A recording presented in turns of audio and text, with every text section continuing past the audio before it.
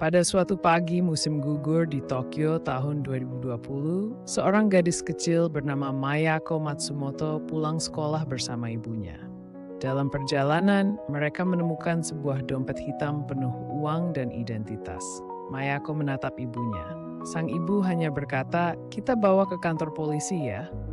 Dan sejam kemudian, dompet itu telah kembali ke pemiliknya.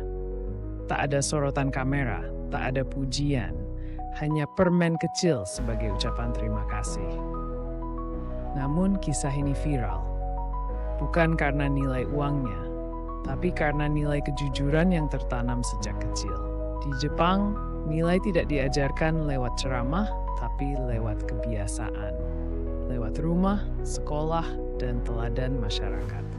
Kisah itu menggugah saya saat membaca buku Dr. Sri Sulistyaningsih, Membangun Karakter Bangsa Menuju Indonesia Emas 2045. Sebuah buku yang bukan hanya akademik, tapi juga seruan nurani nasional. 3 gagasan besar disampaikan dalam buku ini.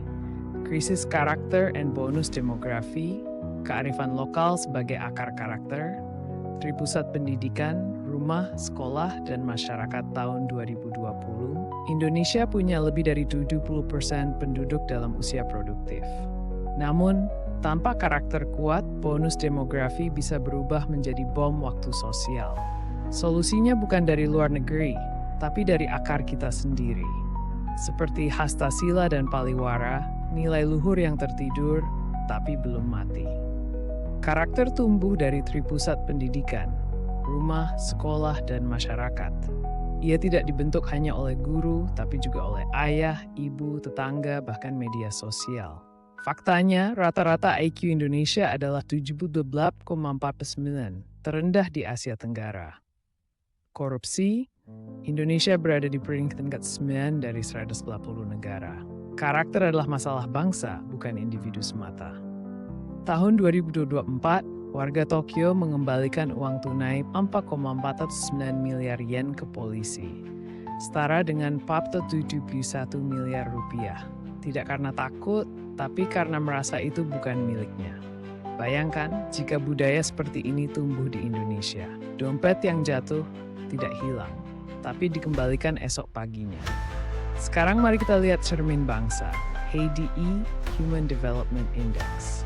Tahun 2022, Indonesia di peringkat ke-112, jauh di bawah Jepang, Singapura, bahkan Vietnam. HDI bukan angka mati, ia mengukur kesehatan, pendidikan, dan penghasilan. Tanpa itu, karakter mudah runtuh, kejujuran sulit tumbuh di tanah ketidakadilan. Bagaimana jika kita buat lompatan besar?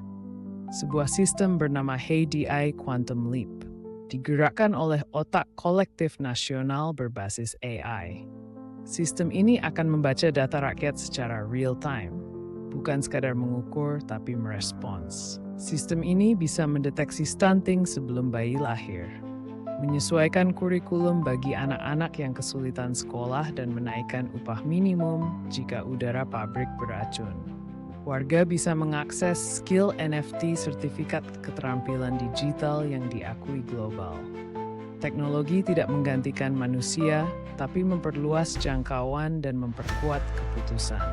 Inilah HDI bukan sebagai laporan, tapi sebagai sistem hidup yang bernapas, belajar, dan tumbuh bersama rakyat. Kisah Mayako di awal hanyalah sebutir cahaya kecil, tapi ia membawa kita ke pertanyaan besar. Bisakah Indonesia membentuk manusia yang bukan hanya produktif, tapi juga jujur, tangguh, dan berakar pada nilai? Karakter bukan pelengkap pembangunan, ia adalah fondasinya. Dan 2045 bukan sekadar angka, tapi ujian sejarah bangsa.